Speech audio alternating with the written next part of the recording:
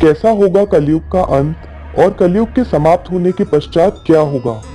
आपसे विनती है कि पूर्ण जानकारी के लिए इस कड़ी को अंत तक देखिए। दोस्तों, कलयुग को हमारे शास्त्रों में अत्यंत भयावह कहा गया है। यह एक कारागृह है जहां मनुष्य अपने बुरे कर्मों के कारण जन्म लेता है। इस दुखालय में शायद ही कोई ऐसा व्यक्ति होगा जो पूर्णतया चिंता रहित होकर एक आनंदमयी जीवन व्यतीत करता है। परंतु यदि तुलना की जाए तो हम उस समय की अपेक्षा अभी बहुत बेहतर स्थिति में हैं, जब कलयुग अपने अंतिम चरण पर होगा। इस युग के विषय में भगवत पुराण में सुखदेव जी ने विस्तार पूर्वक वर्णन किया है। वही जानकारी हम आज आप तक पहुंचाएंगे। चलिए जानते हैं कि क्या होगा कलयुग के अंत में और उसके बाद। के अंत में केवल अधर्मियों का बोलबाला होगा। उस समय लोग भगवान में विश्वास ही नहीं करेंगे। परमात्मा तथा मनुष्यों के बीच एक अविश्वसनीय दूरी होगी। कलयुग के अंत में व्यक्ति की औसत आयु केवल 20 वर्ष रह जाएगी, अर्थात केवल 16 वर्ष की आयु में ही बाल सफेद होने लगेंगे। समय बढ़ने के साथ इंसान का कद भी छोटा होता जाएगा। बहुत छोटे छोटे कारणों से भी लोग एक दूसरे की हत्या करने में कोई संकोच नहीं करेंगे। जब घोर कलयुग होगा तब क्रोध, वासना, अहंकार, इच्छाएं तथा वस्तुओं से लगाव चरम सीमा पर होगा। लोग केवल स्वयं को ही महत्व देंगे। माता पिता, भाई बहन जैसे रिश्तों में भी कोई स्नेह, प्रेम, परवाह या सेवा की भावना ही नहीं रह जाएगी। शास्त्रों के उल्लेख के अनुसार जब कलयुग अपनी चरम सीमा पर होगा तब शोषण, जुआ, शराब, व्यभिचार आदि एक साधारण सी ही बात होगी। वैसे तो वर्तमान समय में भी ये बहुत बड़ी बातें नहीं हैं, परंतु कलयुग के अंत में प्रत्येक व्यक्ति इन कुकर्मों में भाग लेगा। ऐसी गतिविधियां साधारण जीवन यापन का एक हिस्सा होंगी। कलयुग के अंत में लगभग सभी लोग रोगग्रस्त और अस्वस्थ होंगे। कलयुग समाप्ति पर भगवान के शुद्ध भक्त ही पूजा में विश्वास करेंगे।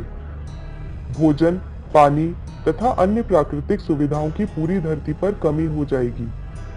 नदियां सूख जाएंगी, आकाश प्रदूषण से काला दिखने लगेगा, दरिद्रता, भूख प्यास हर तरफ फैल जाएगी। घोर कलयुग के दौरान कोई धार्मिक कार्य न होने के कारण हर ओर केवल नकारात्मकता ही होगी और प्रत्येक व्यक्ति केवल बुराई की ओर अग्रसर होगा। सबको केवल धन की ही अभिलाषा होगी। स्त्रियां 15 वर्ष की आयु से पहले ही मां बन जाएंगी। कलयुग के 5000 वर्ष पश्चात गंगा नदी सूख जाएगी। सभी देव अपने अपने लोक लौट जाएंगे। कलयुग के अंत समय में धरती से अन्न की उपज रुक जाएगी, पेड़ों पर फल नहीं आएंगे और गाय भी दूध देना बंद कर देंगी। नैतिकता लोगों के जीवन से नष्ट हो जाएगी। भाई अपने सगे भाई की ही हत्या करने में कोई संकोच नहीं करेगा। धरती पर चारों ओर हाहाकार मच जाएगा। अपराधियों की संख्या इतनी अधिक बढ़ जाएगी कि अच्छे लोग, जो लगभग नगण्य ही होंगे, के लिए जीवन व्यतीत करना कठिन हो जाएगा। मनुष्य पाप की सीमाओं को लांघकर पशुओं से भी नीचे गिर जाएगा। पशु और इंसानों में अंतर नहीं रहेगा। इंसान इंसान को ही खाना शुरू कर देगा।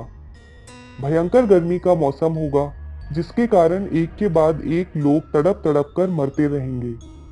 जब बुराइयां चरम सीमा पर होंगी और धरती पाप के बोझ तले दब जाएगी, तब भगवान विष्णु का कल्कि अवतार होगा।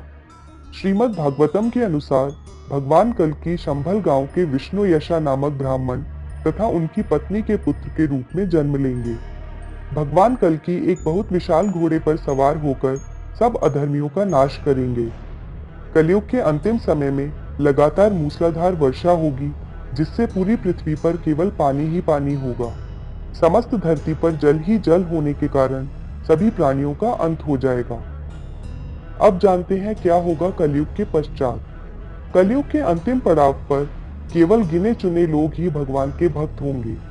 ये लोग सभी बुराइयों से दूर, धर्म पालक तथा भगवान की भक्ति में मग्न होंगे। केवल ऐसे ही लोग प्रलय के प्रकोप से बचे रहेंगे और सतयुग में प्रवेश करेंगे और भगवान की लीलाओं का आनंद लेंगे।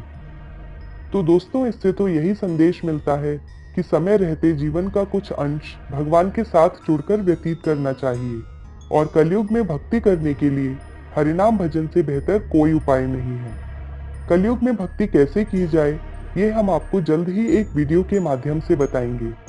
यदि आपको यह वीडियो पसंद आया तो लाइक, शेयर और कमेंट करें और द डिवाइन टेल्स को सब्सक्राइब भी अवश्य करें। हरे कृष्णा।